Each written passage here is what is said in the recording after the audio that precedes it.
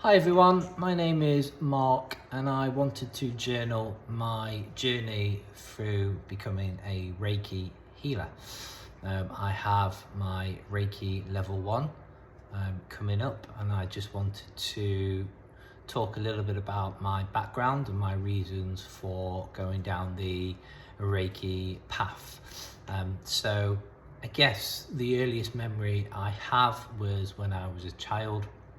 I'm quite sensitive to the spirit realm, and I was able to hear spirits talking in a house I used to live in, and I used to see visions as well, which I'll probably discuss at a later date during a video.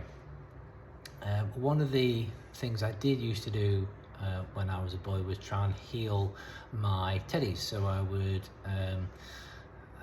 put my teddies on the floor and I would hold my hands over them. I guess I would have been about 3 or 4, so far too young to understand really the Reiki journey. So what I did is I put the teddies on the floor and I'd pretend to heal them with my hands, and I would try and use the power of God at the time. Now, I'm not religious, I never really have been religious, but that's what I used to do.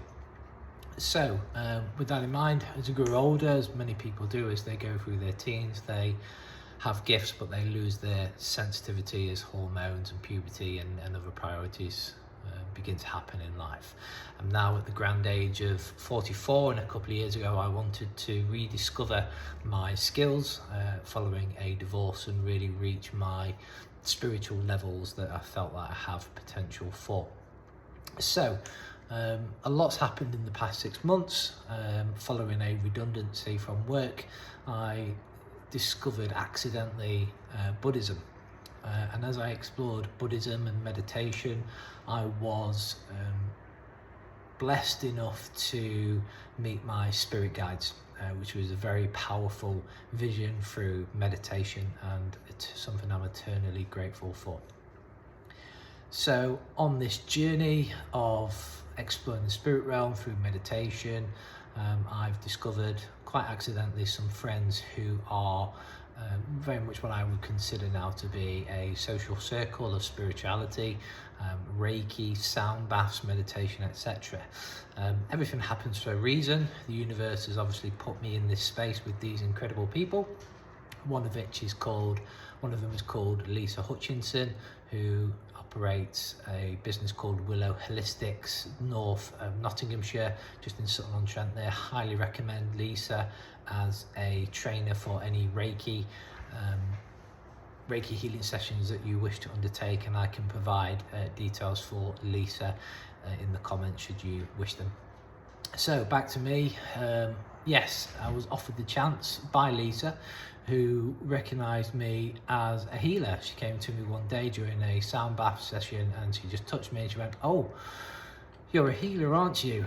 And I said, maybe. And I told her the story about when I was a child, and I said, I have always felt an affinity to an Archangel Michael, and angels. And again, I said, I'm not religious, I'm still not religious, and I've tried to follow the path of Buddhism as much as I can. But yes, always the affinity, to the point where I've got angels tattoo and Archangel Michael tattoo on my body, on my arm, and also a summoning sigil for Archangel Michael. Now, it took me 20 years to decide what tattoo I actually wanted. I always wanted a tattoo, and it's 20 years later I decided, after 18, I'll get a tattoo of Archangel Michael and a summoning sigil. So quite the coincidence, I think. So I'm going to do my training with Lisa, who believes I am an empath healer. So it'll be quite interesting. As a hobby, arguably, can be difficult to see why I do this, but as a hobby, I am a paranormal investigator. I help a business called Haunted House Events host events throughout the country, going to haunted locations and leading members of the public, customers and groups through a haunted experience, contacting spirits.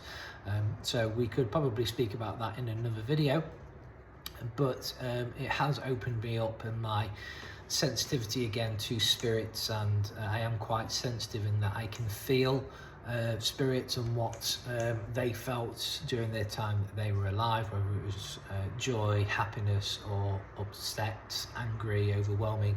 It really does get underneath my skin, so to speak, and I can really feel what they were feeling at the time, and they show me what they are feeling. So I don't pretend to see spirits, I can feel the energy in the room, but yeah, there's definitely something there, and something that I need to be aware of as I go into my Reiki journey.